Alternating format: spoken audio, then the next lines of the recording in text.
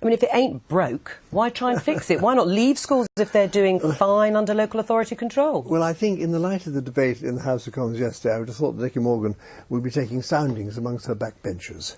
Do you already. think she'll change her mind? I think that she will listen to their concerns and to see how she can meet them. I'm not against academies. I started academies. No, you're a big fan of them. Back in the 1980s, I set up the first 16 schools free of education authority, city technology colleges. But I did it slowly.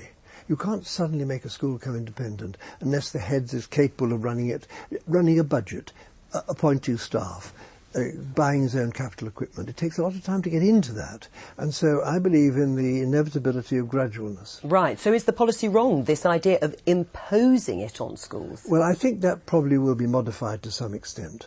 How do you do that? How will you modify that policy without actually just having to retreat completely? I think the way to do it is to coax them. Because when Labour left office and the coalition started in 2010, there were only 200 academies. Now there are 4,700. The law hasn't been changed. People have seen the advantages. And people do realise that in some cases, a well-run academy can improve basic standards of schools. And so I would let that process generate that more actively, as it were. And there are problems, of course, acute problems, like small rural primaries. That was one of the points that was made yesterday. So you would have left it alone, wouldn't you? I would let it... I'm in favour of academies, but I would encourage more their development. The schools that I'm setting up, university technical colleges, are technically all academies. They're independent educational charities. Yes. Do you think it's a bit unconservative, as Tim Lawton was saying, to actually force and impose this when give people choice? Well, I think that's probably where it will end at the end of the day.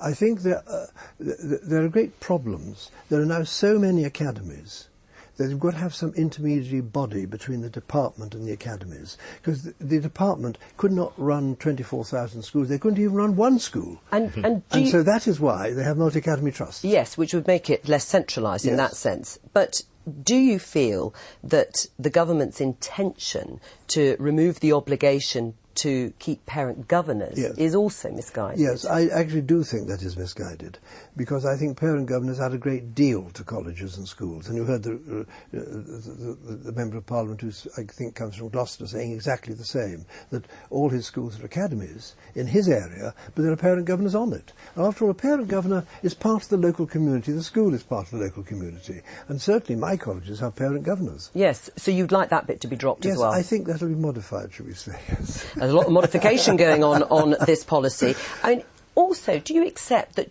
by literally renaming a school, making it an academy, doesn't necessarily make it a good school, does it? No, I'd agree entirely. It's not a question of names.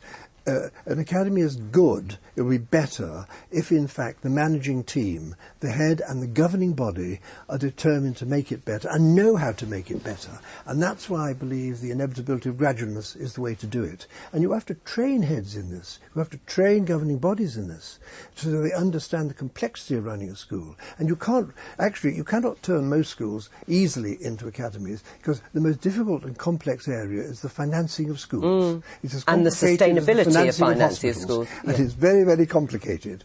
Were you surprised by the number of Conservative backbenchers who lined up to criticise this policy? No, I think MPs take a great interest in education. They must. You know, they go to their schools, they see the parents, they see the children, and they're very involved with their schools. Do you think this is showing more rebellion on the Conservative backbenchers? Well, I think some of them are in rebellious mood in any case about the referendum. Do you think that is what has allowed them to be a little more vocal? I think it's a motive force. I'm interested in Ken Baker talking about the inevitability of gradualness, because that was the famous Roman general Fabius, after whom the Fabian Society, when I strike hard. That was the inevitability of gradualness. So you're a Fabian. I was also struck by how partisan this whole debate about education. If you think of it going back to when Kenneth was Education Secretary and subsequently, and Tony Blair wanted to make education one of his issues. Education. He said exactly that. My three priorities for government are that. And the following week, John Major was so worried about that, he said, on this platform last week, Tony Blair said his three priorities for government were education, education, education.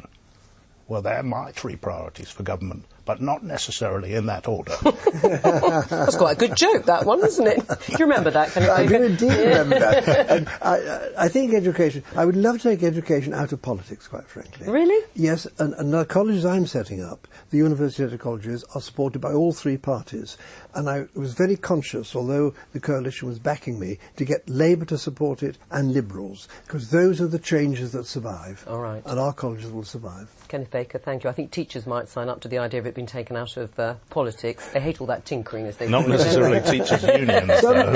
Some teachers are very politicised, no doubt about that. Thank you very much.